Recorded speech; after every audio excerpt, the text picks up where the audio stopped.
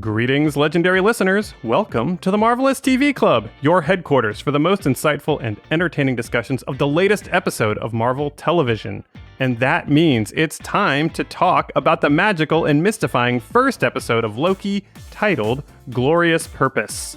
There are a lot of podcasts that talk about Marvel TV, but what separates the Marvelous TV Club from the pack is the way we organize our approach. Instead of jumbling all our thoughts together into one big ol' heap, we divide our analysis of each Marvel TV episode into 3 distinct shows, each with their own unique lens. Pondervision will drop every single Saturday, and Loki is a show that was made for Pondervision.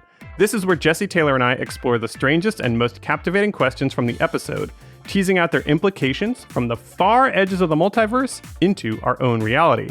We're going to talk about everything from the TVA judicial process to which future MCU robot just zapped off Loki's Asgardian leather.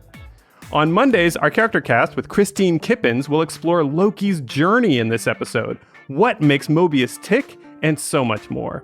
We'll also look ahead to potential character arcs in episode 2.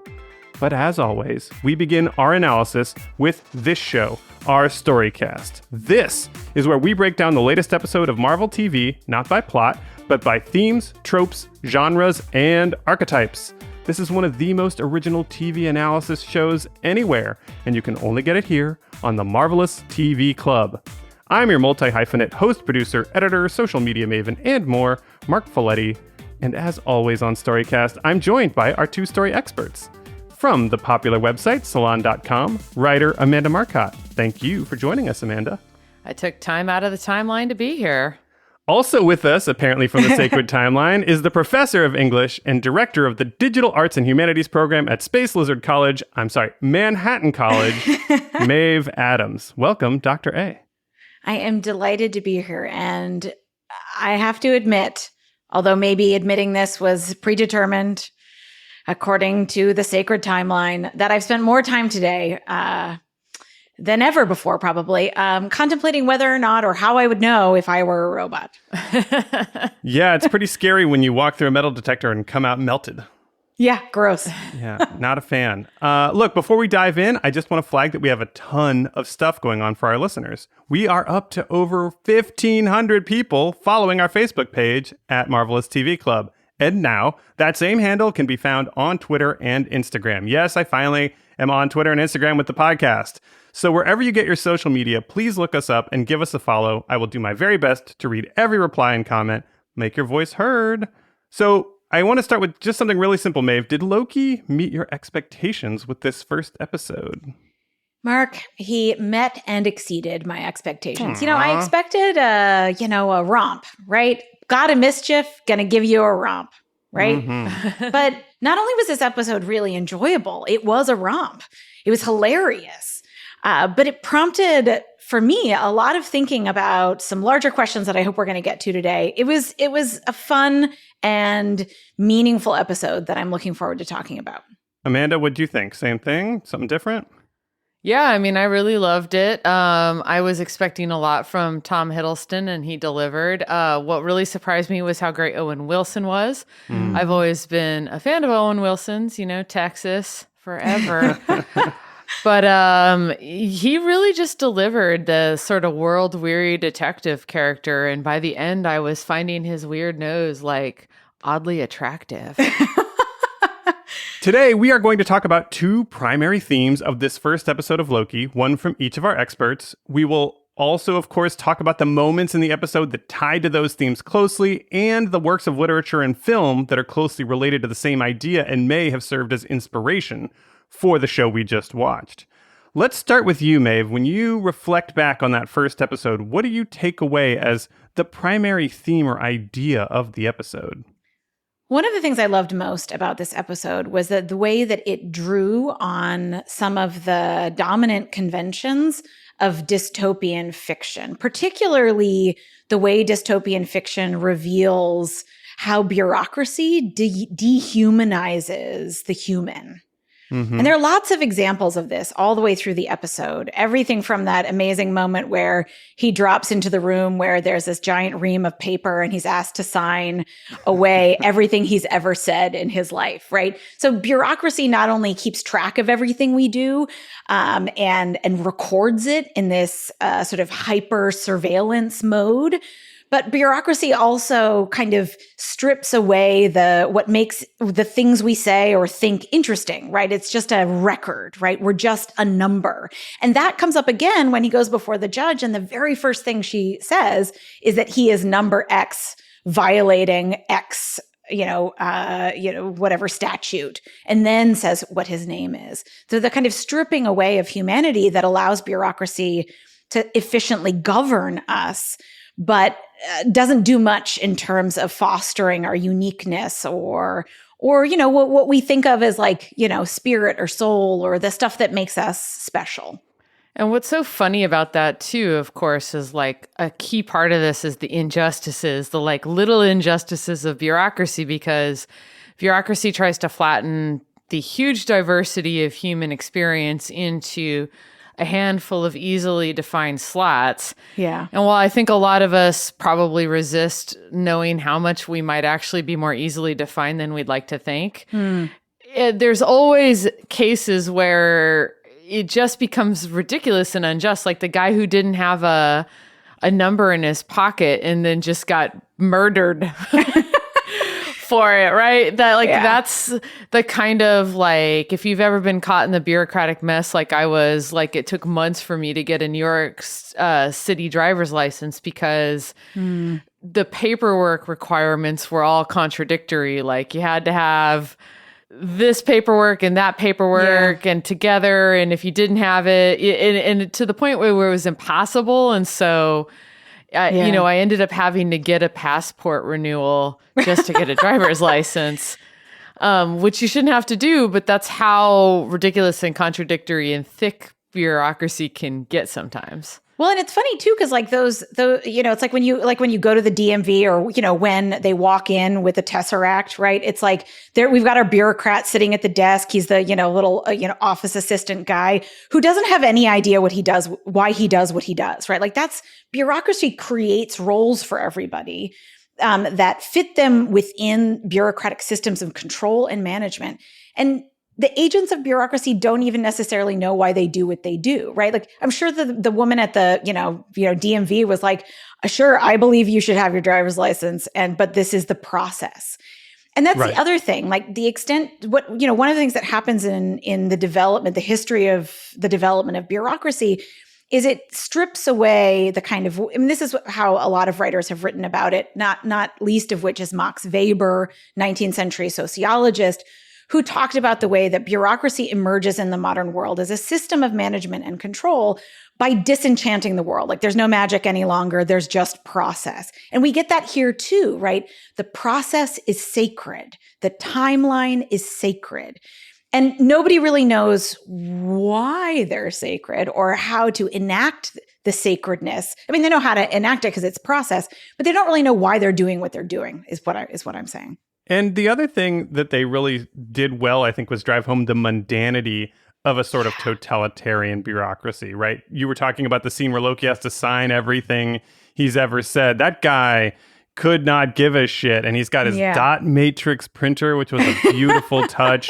The guy who's talking to him about possibly being incinerated if he happens to be a sentient robot does not care, punching the clock. It doesn't matter to them that they are doing all these sort of high surveillance totalitarian things. They are just punching the clock. And of course, it makes that question about being a robot kind of ironic because, like, basically they're all robots, right? Like every one of them is just, essentially pulling a lever, right? Or, or doing something fundamentally mechanical that has no meaning inside. It's like what Marx would say is alienating, right? Of the human condition. For him, it's about labor and capitalism, but a lot of modern dystopian fiction sees that as a consequence also of bureaucracy, which is a handmaiden to capitalism, but is its own kind of distinct thing. So I've been a bureaucrat many times in my life. I worked in banking. I worked in financial aid at a university. And what's interesting about bureaucracy is like, most of the time, it's actually important to have it. You know, I think what a lot of criticisms sometimes overlook is like, we do need a system to get people their driver's license, get people their bank loans, manage your checking account, crap like that. But it is also true that those edge cases, like, of which there are more than you would think, where the person's situation doesn't fit the paperwork. Yeah. Is so brutal when you're on the other end of being the bureaucrat, because you're just standing there and you don't have the world you are allowed to operate in is inside this piece of paperwork. This person falls outside of it and there's not much you can do. And what I found so fascinating about this show was that these bureaucrats were created whole cloth by the timekeepers. So they didn't have that context outside of, most bureaucrats you deal with are people. Like, what's they are also people. Yeah, what's a fish? Casey's an interesting example, actually, because they did give us a lot of variety of bureaucrats. We got the mundane guy, but we also got Casey, who's the sort of enthusiastic, unquestioning one who's easily cowed. I feel like these archetypes of bureaucracy, Owen Wilson even as kind of the manager who fancies himself a people person, the stern cop-like character who's basically a cop, obviously literally a cop in this show, but those kinds of characters are such a staple of this genre that you bring up, this dystopian bureaucratic fiction, this archetype. Well, it's funny too, because the episode doesn't steer, again, you know, this whole series of shows, this whole stable of shows never steers away from the complexity of the very things that they're trying to say. So, you know, in this case, right, there is a kind of logical defense of bureaucracy being sort of lobbed at us in two kind of really subtle moments, right? So bureaucracy prioritizes sameness over distinction, right? So in other words, bureaucracy is the very thing that allows us to carry out censuses, right? Like, how many tailors are there in the United States? How many college professors? How many journalists? How many multi-hyphenated, the joke you make, Mark, right? Like, I'm a multi-hyphenated, right? Like, it's a joke about, in some ways, about being counted, right? Like how we get counted. So we prioritize a certain kind of categorizability, right, over distinction. Well, the show makes fun of two moments, at least, where distinction tries to re-enter as the kind of thing that bureaucracy helps manage, right? Where Loki says, this is fine as guardian leather. He's trying to say, I am above you. I am above your procedure. I am above your justice. Right. Right. And then the other moment that is even more telling in this is the guy who gets annihilated, right? That Amanda just mentioned, right? For not having his ticket. He walks in, and you know, it's funny because I always watch shows, maybe because I'm old and going deaf, but I have to watch shows with the subtitles on so I can hear everything. But when he walks in, he's being dragged in by the, you know, TVA cop, and you know, he says, "Do you know who my father is? He's on the board of Goldman Sachs." Right? Like, I didn't hear that. Yeah, it's amazing. Incredible. And it's hilarious because you're just like, this is kind of a wonderful moment of the sort of celebrating, if I can use that term, the way that bureaucracy helps do away with the privilege, with at least one form of privilege. And again, it doesn't do that perfectly. We live in a bureaucracy. We know that people are targeted, right? Like, and that people whose fathers are on the board of Goldman Sachs probably get away with a whole lot of shit that, you know, other folks don't. But the point is that there is a kind of, you know, maybe like a moment of kind of utopian, like, this is what bureaucracy could be good for, a kind of flattening of the distinctions and a sort of doing away with the kind of privilege that allows, you know, folks like that kid to get away with it, whatever the fuck he wants to do. Yeah, I mean, I think that's one of the things that's interesting because, like, while it definitely evokes the kind of the film language of and literary language of a dystopian bureaucracy, of an almost sci-fi version of that, right? Yeah. In reality, in a lot of ways, we're rooting for the bureaucracy precisely because it's very clear that everyone there had it coming, and there's a humblingness that they have that they deserve. Like they deserve to be humbled. Like Loki deserves to be humbled by being put into this bureaucracy. So the weirdest part is you have this sort of this prejudice when you see these kinds of images on film. This is bad. This is dehumanizing.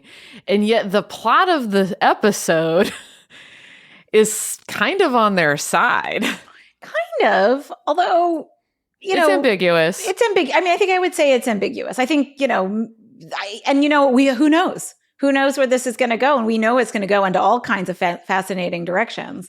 But yeah, I think your point is well taken, that the show raises a bunch of questions about this, while also demonstrating that maybe Mobius and Loki will go off in a totally different direction and kind of confound the bureaucracy and the dehumanization that comes along with that. And I don't know, propose an alternative conception of justice. Who knows? So Maeve, we've talked a lot about bureaucracy, but there do seem to be a lot of good points to the bureaucracy, or at least some interesting and entertaining points, some different personalities. Doesn't seem all bad. What makes it dystopian? That's the thing about bureaucracy, is that it's effective and in some ways kind of flattening of distinctions. But there are all kinds of other sort of negative things that come along with it, right? There's that moment in the video where he's watching in that room where he has to go through the line.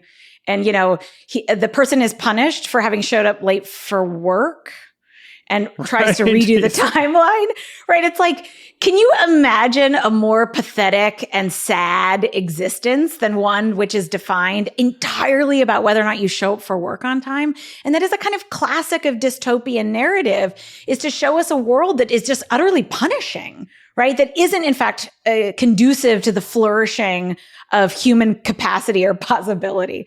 And I feel like it's more on that. There's more, the episode leans more towards that.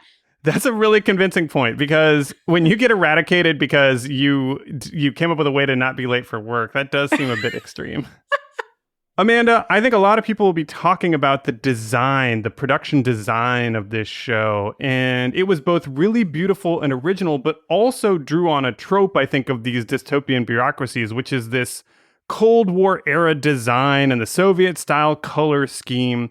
Why? Obviously, the Soviets were known for their bureaucracy. That seems like an obvious reason to draw on their visuals. But why are so many stories about bureaucracy often using this Cold War era design throughout the whole thing? I think two reasons. First of all, the post-war era is when the modern bureaucracy that we all know and love was really developed. And so I think the associations there are really strong, like, especially in the West, places like the Social Security Office and the DMV, and if you live in Europe, like health services, those all kind of came out either during the war or like right afterwards. Obviously, the Soviet bureaucracy, similar thing.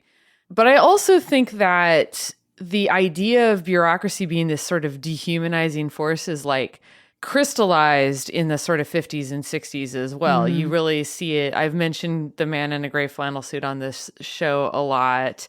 1984 is a classic work of literature that is a dystopian, bureaucratic story. There's just so many stories from that time that I think it kind of, they were borrowing their own aesthetic, whether it was science fiction or whether it was current, to sort of tell that story. And so it just became crystallized as the way we think of dystopian bureaucracies, as if it was just modernist furniture. Well, that's the perfect way to transition to what I want to ask you guys about, which is the works that you feel inform this theme, this idea of bureaucratic dystopianism. Maeve, is there a movie that you feel like folks should keep in mind as they think about this theme and how it might have influenced Loki in this first episode? I feel like film students watch this movie that I'm about to talk about, but it's not as much watched in the world as it maybe should be, namely Terry Gilliam's Brazil, which is a film made in 1985. It's a kind of, it is a dystopia, but it's an absurdist dystopia. And in the tradition of British dark comedy, it really lampoons not only bureaucracy, but part of what Amanda is talking about, the way that bureaucracy has become kind of crystallized in our minds as this demonic force. And the way that the film deals with this or represents it is that we've got this character, Sam Lowry, who is like a low-level bureaucrat. He's a government employee. And he starts having dreams about being saved by an angel, basically, a woman with wings, who he then encounters later in the film and tries to find. And, but basically the story is a kind of, it speaks to a lot of the things we've already been talking about, but it's a sort of a vision of a world that is made less bureaucratic by a return to kind of a world in which there are angels and magic and, and powers that can sort of save us from this, like the drudgery of modern life and routinization. In a similar movie with a similar theme, but is not so weird. It's just a straightforward modern story. Is The Apartment, Billy Wilder's movie, It's a great with movie. Jack Lemmon and Shirley MacLaine. When I think of bureaucracy in movies, I think of that shot in the film where you see all the desks in a row in the office space. Yeah. And everybody just doing the same job, desk after desk after desk. And, again, just like Brazil, there's the sense that the private realm can kind of save us, I think, in a lot of ways. Have you guys ever seen the trailer to 9 to 5, the movie? Not that I recall. I'm sure as a kid I did. I've probably seen it. Because I've seen the movie a million times. It was one of my favorite movies, but you just reminded me of the fact that the trailer, which I spent some time writing about a few months ago because I was trying to think about women in the workplace. The trailer is amazing because it's a bunch of women in a workplace at desks, and we don't see their heads throughout the whole thing. It essentially beheads all of its female characters and puts them at these desks where they're at risk of sitting on a pencil or being groped by a man or whatever. But it, again, sort of goes to this idea of, the way bureaucracy dehumanizes, but even kind of, and in that context, 1980s, right? In the US, we're making all these films about office culture and the way that is the modern form. There's a modern expression of bureaucracy in the workplace that is a kind of preoccupation of film. I've got one film I'll add to the entry list, which is Orson Welles' The Trial. So anyone who knows literature will know that this is based on Franz Kafka's book, which I don't remember because I read that in high school. But I can tell you that this movie, The Trial, has a ton to do with the aesthetic of this show. It's all about a guy who gets put on trial for something he basically doesn't understand. And the visuals of the film, they rely on all the same sort of disorientation. There's a lot of that mid-century bureaucracy in real time. This was in the 60s and right at the time when all this stuff was coming to light, as Amanda was talking about. And the lighting effects, just the surreality of stepping from one space into a totally different space or building, and all of that really connects with this story. And I just think there's a lot there visually and about this idea, when Loki's standing in front of the judge and is not really sure what he's pleading to. That really reminded me of that as well. There are at least two different kinds of this dystopian narrative that focus on bureaucracy. There's the kind where people are kind of born into this position, which this show really literalizes in this totally fascinating way, that basically the space lizards, the timekeepers, created all of these humans, right, to do this work. And then there's the other version where a person is kind of dropped into a space, which is literally what happens in Loki, right? He drops through these levels of this enormous building, reminding us, of something like 1984, this towering building that is, untraversable. You can't navigate it. But there's another show that if folks haven't seen it, you got to watch this TV show from the 60s. I think it's 67. British television show called The Prisoner, where we have a British spy, a little bit kind of in the tradition of James Bond.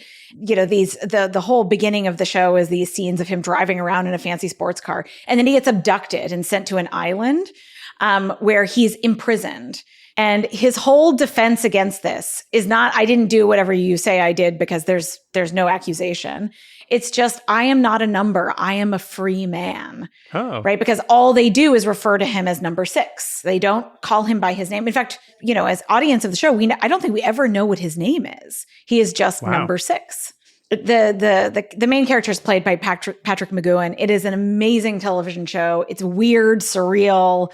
kind of participates in some of the stuff that Brazil does, this kind of surrealist film style. But it's a show like that where someone is dropped into a bureaucratic universe and feels like they don't belong, like Loki, right? I'm a god. I don't belong here. Amanda, are there any fun or funny stories? A lot of the stuff we're talking about is pretty heavy, and I feel like there is a lot of levity, not just from Owen Wilson, throughout this episode. What could they be drawing on for that kind of inspiration? There's a long tradition in like both in comic like science fiction and fantasy that treats things like the afterlife or space like a big dystopian bureaucracy. My favorite version of it is probably the afterlife in Beetlejuice. Oh yeah, which is so like, it's just like, you know, it's dirty and it's weird, but it's still the same. It's more of an American version of like this sort of horrible bureaucracy because it's just in disrepair, right? Yeah, the entire thing, and they just end up how many years do they spend? They spend months. Yeah. Waiting for their appointment in the afterlife. And it's just sitting in a waiting room. I love it. So funny. Is Beetlejuice like a god of mischief?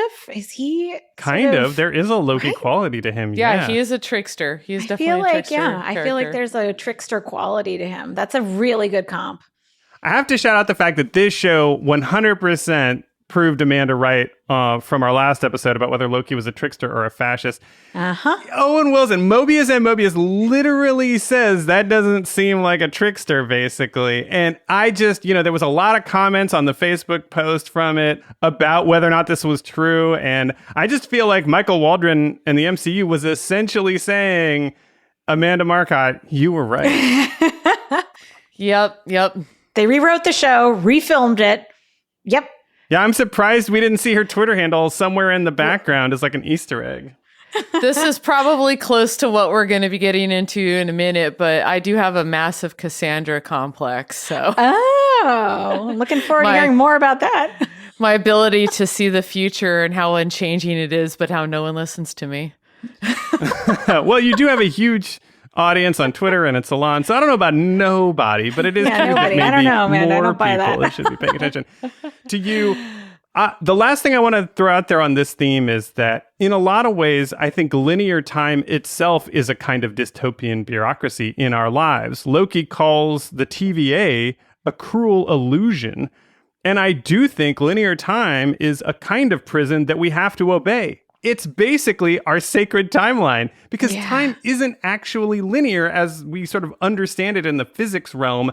I can't pretend to comprehend that at a visceral level, but I understand that time doesn't actually operate the way we perceive it. And yet, because I can't comprehend that difference, I am imprisoned in this linear time, in this cruel illusion. I am forced to march to its beat. If we could step outside of it, we might be able to have the sense of living forever because all the moments in which we're alive could be persistent and ongoing. We could pick the ones that we want to inhabit. But instead, we begin, we experience things in this order, and we die, and that's it. If that's not dystopian, if that's not bureaucratic, I don't know what is. Dude, the invention of linear time is an invention of the bureaucratic nation state, right? Yeah. Linear time is invented in Britain in the 19th century in order to standardize time across the globe so that they could have power over it and its communicative regimes. I mean, that's exactly right? It is an invention of the bureaucratic nation state. Not just space lizards, but actual British people. Exactly. Also space lizards. All right. That's about as weird as I want to get on this theme of dystopian bureaucracy. Let's turn to our second theme. Amanda, what did you see when you reflected on episode 1, Glorious Purpose? The theme of this episode is ye old classic free will versus predestination / fate. Yep. Fair enough. So where did you see that popping up? I mean, I guess the answer is probably all over the place. But tell me about some favorite moments from the episode that really spoke to this idea of fate versus freedom. I mean, right away when Loki kind of walks into the place, what is the image on the wall behind the tribunal? Well, it is a tribunal. It's 3 faces. Those are the timekeepers from the Marvel comic continuity that is now in the MCU. But those are very clearly, obviously, a hat tip to the concept of the 3 fates, which is in Greek mythology and in Norse mythology, which would be Loki's tradition. So I'm surprised he didn't think of it himself. Yeah. In both, they are, in Marvel, they're dudes, I think, but in mythology, they tend to be portrayed as women. In Greek mythology, it's the spinner, the weaver, and the cutter who cuts the end of your life. And in fact, when they have the film reel of Loki's life and it hits the end and he dies, it reminded me the film reel runs out just like the thread of your life in the Legend of the Fates. Oh, that's brilliant. But like, even kind of more, just as importantly, just showing how much they really understood this mythology. There's a concept in both Norse and Greek mythology that the gods themselves are subject to the fates, that the fates are more powerful than gods. They're more powerful than anything. I think there's a line in Prometheus Bound where the chorus says, "Can it be that Zeus has less power than they do?" And Prometheus says, "Yes, in that even he cannot escape what is foretold." Damn. And the fates in Norse mythology, like, in a lot of ways, the kind of blaming of different gods for Ragnarok is beside the point because it was always fated to happen. These are themes that are very important. And I was really understood how much they were grappling with that theme when Loki opens that drawer and it's full of just infinity stones, which prior to this moment, we've been told in the MCU are the most powerful things. They turn you into like unto a god, right? Yeah. To own one, to be able to control it. And they're just paperweights. Some of the guys use them as paperweights. We learn in Guardians it's rare or impossible for a single mortal to hold even one of those stones. And whether it's because the TVA is so powerful or they've figured out how to utterly rob them of their magic, paperweights is a pretty damn insulting end to the greatest MacGuffins in the history of the Marvel Universe. Yeah, but that's the same idea. Zeus himself must kneel before the fates, right?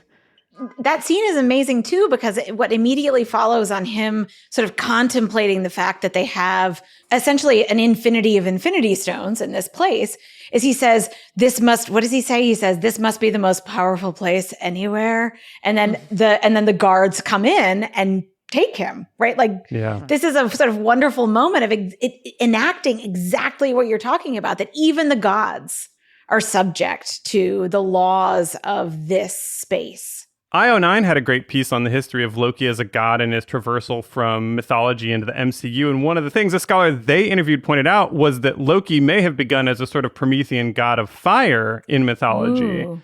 And I feel like that's particularly interesting because we've talked about Prometheus characters already in some of these shows in the MCU.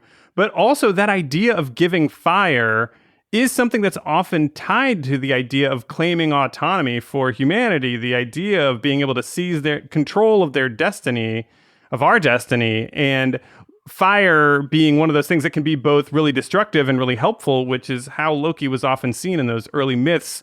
Though I also thought it was interesting that they noted that the Loki of mythology, especially as the Vikings gravitated towards Christianity, also gravitated from mischief to basically just being a terrible person. And so thought perhaps there's an accidental synergy with the Avengers Loki, and though maybe we're going the other direction with this one. Anyway, I just thought that was an interesting tie into the mythology part of it.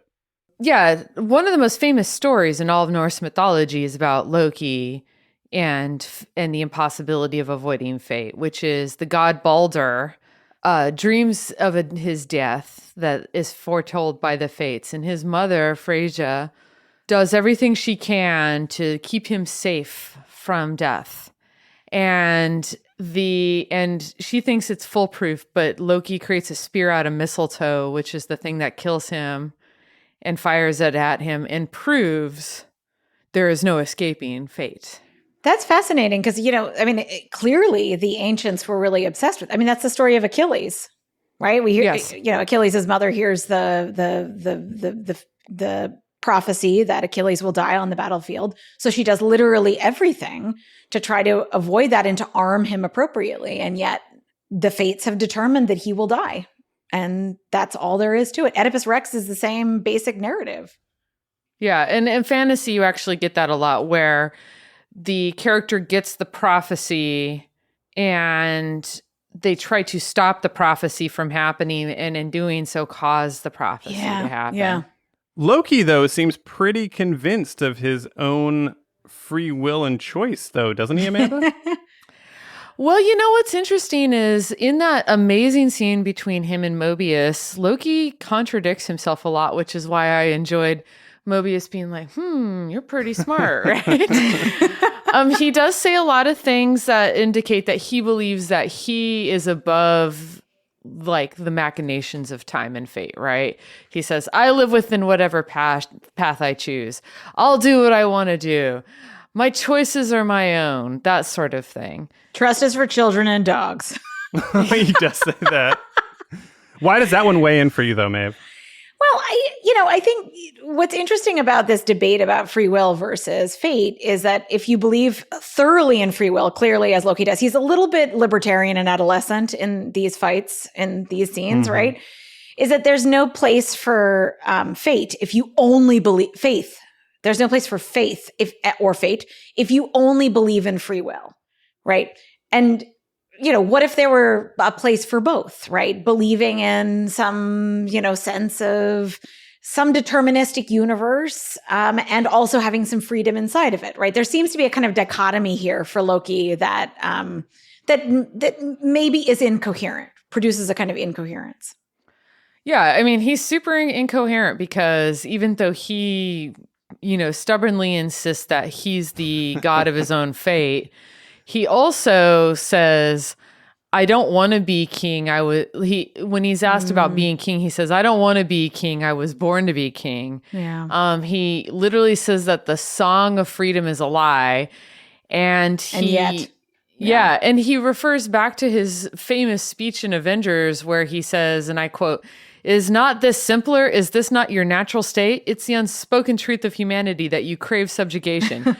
The bright lure of freedom diminishes your life's joy in a mad scramble for power, for identity. You were made to be ruled. In the end, you will always kneel. So, he has a notion that freedom is wrong and bad in Avengers, and this version of Loki kind of comes out of it. But I think Mobius calls him on his crap by basically saying, that's not God of Mischief talk. Well, and he the other thing Mobius says, though, is that he acknowledges that Loki holds himself above the people he's speaking about in Avengers. But the point you're making, especially about the I was born to be king line, if that doesn't say, I believe in this outcome because it's essentially predetermined, I mean, that's what else? I mean, what else could you be looking for? Like a lot of people, there's this kind of attachment with Loki, this adolescent attachment to the concept of free will, because they mistake free will for the ability to change, grow, make choices, right?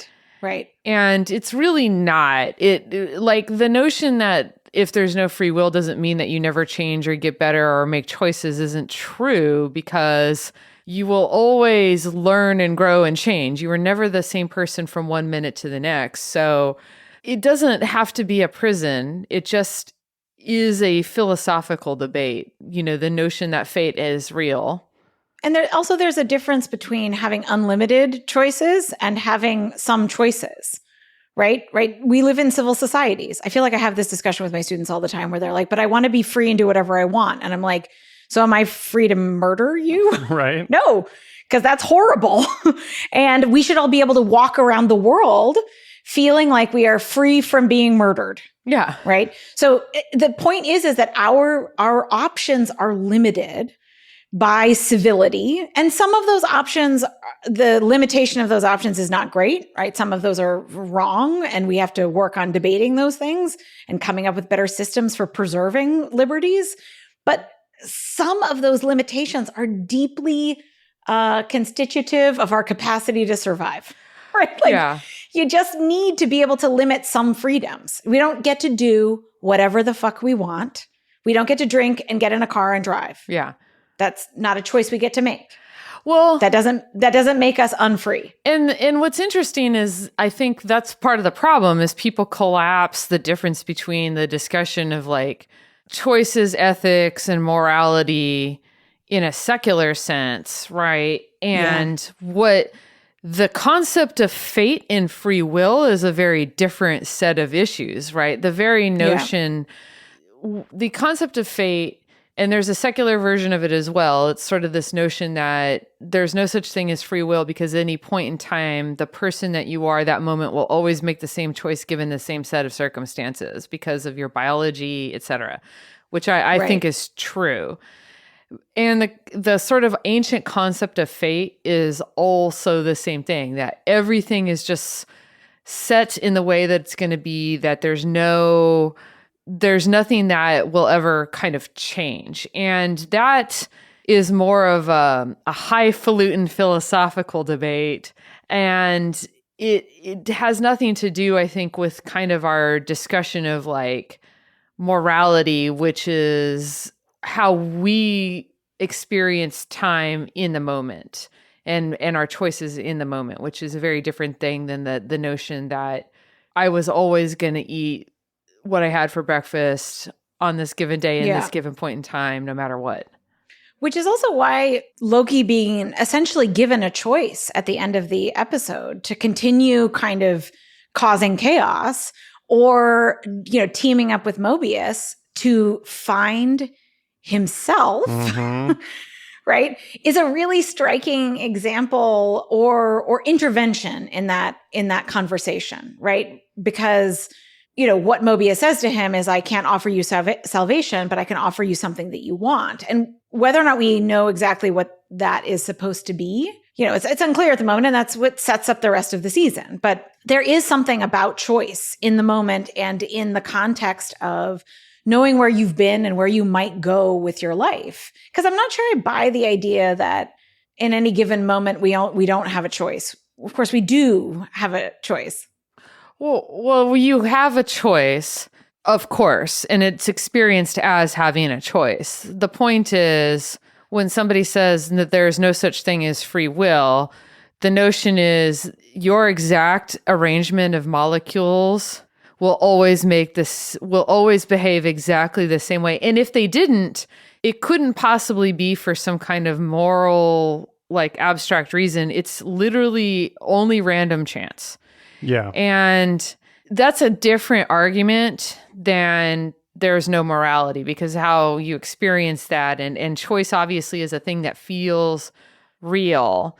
And even the fact that you believe that you have a choice affects how you behave in the world. Well, I have to say, this question of whether we would repeat the exact same behavior at the exact same time in our history, given the exact same past experiences and the exact same environmental inputs, is actually what I did write my college thesis about. And I landed on the side of Amanda, which is that I believe that given the exact same inputs, you would always get the exact same output. That the only way you get a different output is with a different variable going into the inputs. And I don't mean to make that sound super math-like. I just think all of the thought experiments around the idea of things like splitting in the road and which way do you go, forget that most of the time we're going with what we call our gut reaction and then back rationalizing that decision with reasons. We're not actually making our choices based on reason, or we'd be constantly crippled by option paralysis.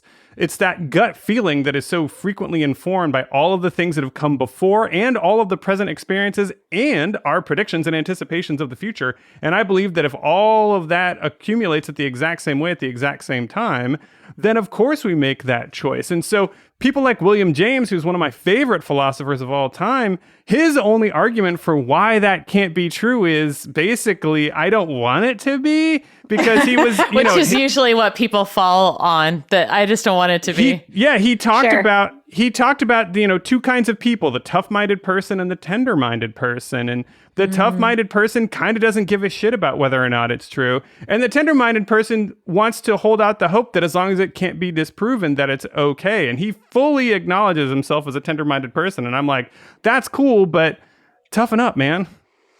Well, and again, none of this, I think, again, the reason people have that gut reaction is they conflate free will with morality. Right. Mm-hmm. But in fact, you can see why that isn't true. You talk about inputs and variables. An input that goes into the person's choice is that they've learned morality. Right. Or they've learned to reflect back on the choice they made, which we see in the episode, right? Where Loki is watching Loki confront his mother, and then Loki is watching Loki send the people to kill his mother, and he weeps, right? So the regret is about the reflective capacity to look back. In this context, it's kind of looking backwards on an action, even though it's not, because it's temporally speaking, it's not forwards and backwards. But the point is the same, that, it comes down to not how you would make a decision in a moment, but how we feel about the decision that we've made, how we reflect upon the decision that we've made. Why are we, as a culture, as a society, as this show, but like for way more than just this show, why are we all, and I very much include myself, obviously, in this category, why are we obsessed with this, Amanda? I mean, my theory, which a lot of people don't like, but I think is true, is that the concept of free will got really embedded in Western civilization because of Christianity, right? Mm. It was a way for Christian theologians to square an impossible circle, right? Which is both the belief that God is omniscient, all-knowing, and all-powerful, omnipotent, but also that you, the individual person who commits a sin, can be justly punished for it, right? So think about this. God made you the way you are. He predetermined your path in life. He chose for you that you were going to commit the sin that he then throws you in hell for. How is that fair? How is that just? So they cheated. They said, well, you always had free will. It's always been a paradox. It's never been aptly explained. I mean, people drop tons of thousands of words, but I have never been satisfied by it. It's not true. It just doesn't make any sense, right? Yeah. When you think of like these kind of more ancient ideas of fate, they actually tend to be a little more fair because they don't necessarily doom everyone to hell who committed a sin. Yeah. People die and there's ideas of the afterlife, but this kind of notion that there's a justice in hell, that God punishes you for sins that he pre-chose for you, did not exist so much with the ancients. It is a Christian invention, and free will is the cheat code that sort of makes the impossible formula work. There are some efforts to kind of explain that idea and its Christian origins. I mean, Friedrich Nietzsche, for all the problems coming from Nietzsche, his Genealogy of Morals does incredibly important work in terms of thinking about the way free will is a product of power in the world, right? So, I mean, his focus is primarily on the way that societies, highly stratified societies, turn Christian morality into self-discipline. It's why somebody like Michel Foucault, who writes about discipline, draws on Nietzsche, right? Because basically what Nietzsche says in the Genealogy of Morals is that the idea of free will, the idea that we can choose good or evil, is something that primarily those who are part of oppressed classes have to deal with and confront. Right. So those who are wealthy, those who have power in the world, they don't choose good or evil. They choose good and bad. And there are no moral valences to those things, right? Because they have power, right? Kind of like the time variance. They are there to determine what is the trajectory, what is the sacred timeline, right? They're not subject to laws of good and evil. Loki tries to claim this in the episode. Right, I am not subject to this morality or this moral framework. I choose good and bad, and it's not good and bad in a moral framework. It's just, did it serve me? Did it not serve me? Whatever, right? Like I don't even recognize your framework. And for Nietzsche, this is a way of keeping the oppressed classes down, to make them think that their choices are about good and evil. And when they choose evil, they will be punished by a higher authority. When they choose good, they will be celebrated by a higher authority. And in the meantime, they can self-discipline. They can self-flagellate. They can think that they are bad. They can, do whatever. Wear a hair shirt. Put on a hair shirt. That's how I was going. Hey, hair shirt. I was thinking about hair shirts too. It is really interesting. There was a cool moment in the episode where the DB Cooper joke, which is excellent, by the way. Oh, so good. good. Loki says, "Oh, does the Time Variance Authority approve of that?" And Mobius is just kind of like, "We don't approve or disapprove of anything." He basically was like, they don't have a morality. Mm-hmm. Yeah. They let Thanos kill half the universe because it was destined to happen. So that's where they are. Whatever they serve is not morality. Yeah, it's good or bad choices, right? And of course we live in a world that operates this way. I mean, well, they don't serve even good or bad choices. They just serve the timeline. Right. I mean, and that's different, right? The judge in the show is like, there's that wonderful moment where, she says, they dictate the timeline and I dictate the things that come from the dictation of the timelines. It's like this weird, loop for her. But yeah, it's not about good and evil because they don't submit their rationality to that. Right. Well, and also, I mean, they're kind of nature. Like when you think of like fate in its purest form, it's just nature. It is this utterly indifferent force in all of our lives. Yeah.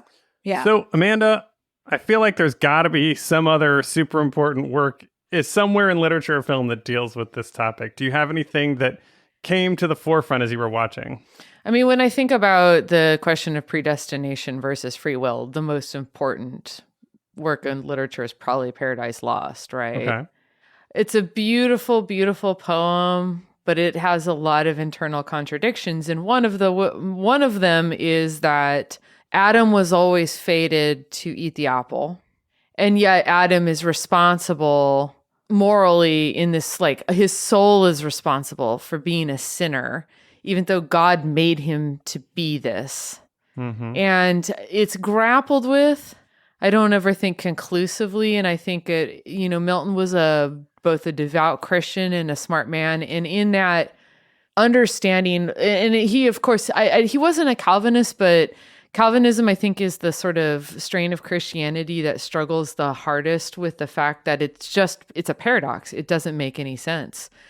And he's clearly influenced by this thinking. And I don't know that there's ever been, the Calvinists just sort of settle on, God throws people in hell. It's unjust. Deal with it. Yeah. Functionally. Live with it. Yeah. Or like God's justice is higher than your justice. Right. And it just doesn't make sense. And, I think that Paradise Lost grapples with these issues, but never conclusively. But that's actually one of the reasons it is a work of literature people return to again and again.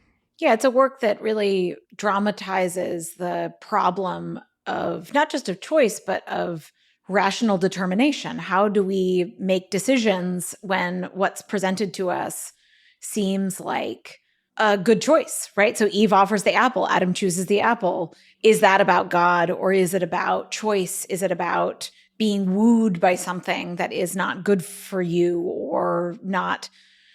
Yeah. And the story of the garden really drives home the symbolism of it. Yeah. Literally, the fact that the tree of knowledge is just right there and God's like, don't touch it. Yeah. Like God could have chosen not to put the tree of knowledge right there and been like, delicious apples. Except if time isn't linear. I mean, maybe he always did. And then it was always, this is always these loops, these things we can get caught in. Well, I can think of a work that is just as important to history as Paradise Lost, and that is Groundhog Day, the Bill Murray movie. So I think they're, they wrestle clearly with the same level of I love importance. that movie. No, actually, I love Groundhog Day, but I do think it also suggests that this idea that given the same inputs in the same moment in time over and over again, people make the same choice. Yeah. Now you might be saying, but Mark, everyone grows and changes in Groundhog Day. Yes, but only after Phil, aka Bill Murray's character, starts changing those inputs. Otherwise, everyone behaves exactly the same over and over, day after day. That's the point of the movie. Mm. And if I can add one more to the list, it's the same concept, but this time in Watchmen with Dr. Manhattan. Not Dr. Adams. Dr. Manhattan in this case. But like Dr. Manhattan's living in all times at all times, and everything is always happening exactly the same way it always did. And so between Watchmen and Groundhog Day, I feel like, I don't know, I guess TV and film is saying, free will, kind of an illusion.